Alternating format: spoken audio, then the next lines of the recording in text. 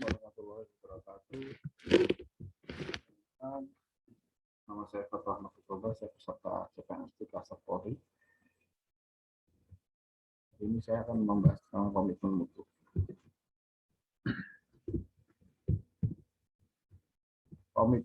Komitmen itu adalah suatu individu atau kelompok yang membuat suatu perjanjian atau usaha dalam melakukan perbuatan. Sedangkan mutu itu sendiri adalah suatu standar yang akan diuji kelayakannya sehingga mempunyai ciri dan sifat yang nantinya akan menguntungkan bagi pelanggan. Efektivitas. Komitmen mutu mempunyai 4 elemen dalam melakukan pelayanan publik itu sendiri. Yang pertama adalah efektivitas. Efektivitas sejauh mana dari organisasi itu dapat mencapai tujuan yang akan ditetapkan. Selain itu, dalam pencapaian efektivitas, seberapa besarkah dampak dari penggunaan secara efektivitas ini sehingga dapat menguntungkan bagi pelanggan. Selanjutnya adalah efisiensi, yaitu adalah jumlah sumber daya yang digunakan untuk mencapai tujuan organisasi.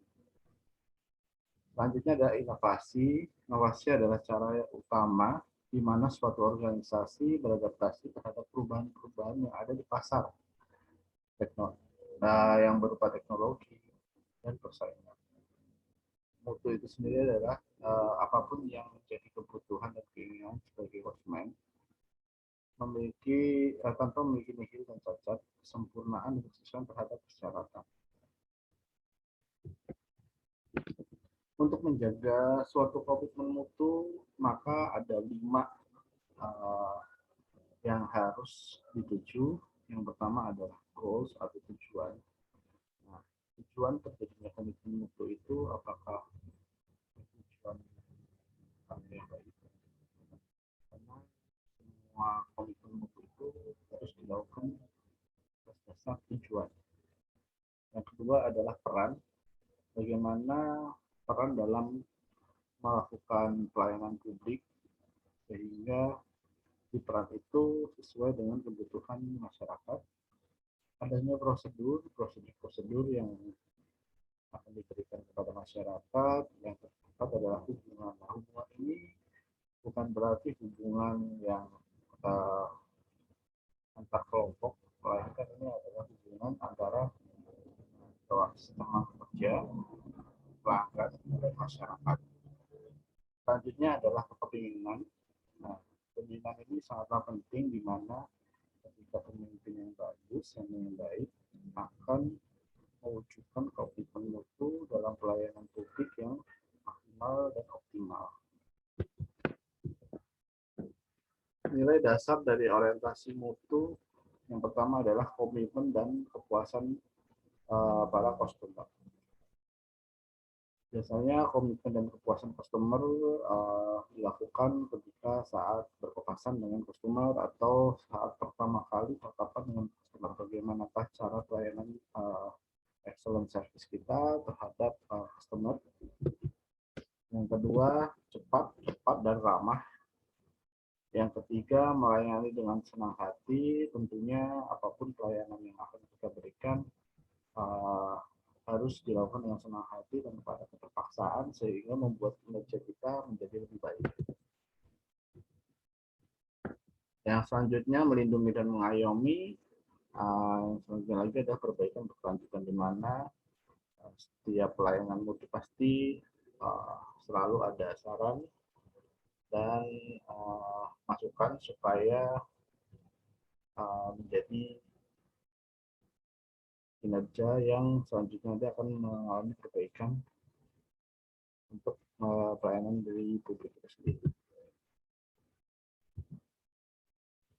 Untuk meningkatkan produktivitas tentunya melalui proses yang pertama adalah input. Input itu merupakan isinya adalah sarana dan prasarana. Yang kedua adalah proses. Proses ini diawali dengan pemimpin yang kuat yang dapat memperdayakan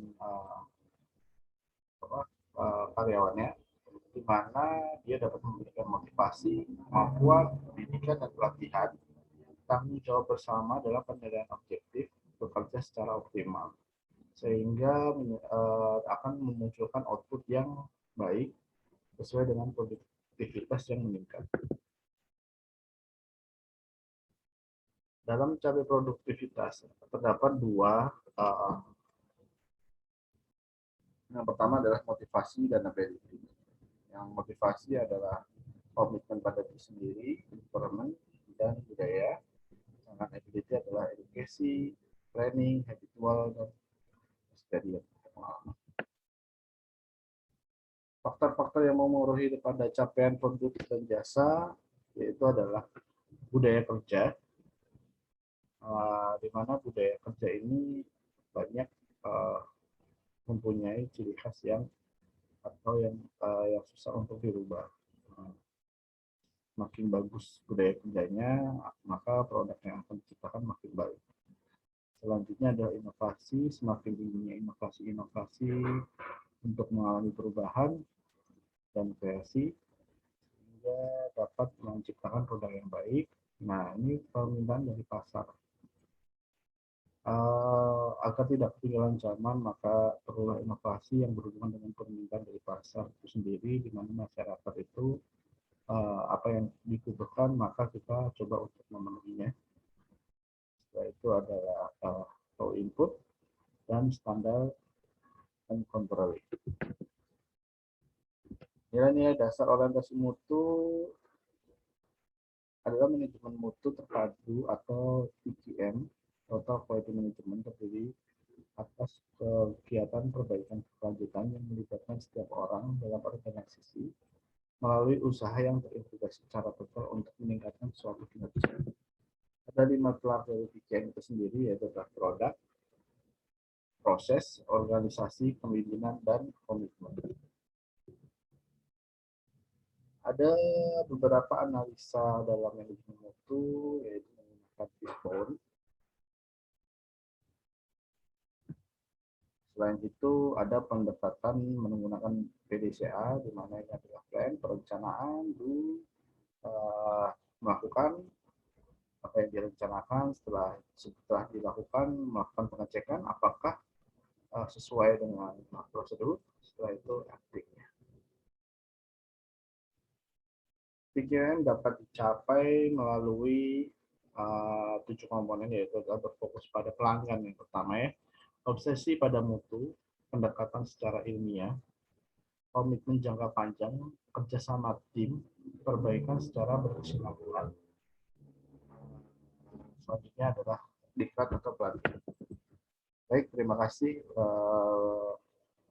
presentasi dari saya atau resume video dari saya tentang terkait manajemen mutu, komitmen mutu. Selanjutnya saya mohon maaf. Wassalamualaikum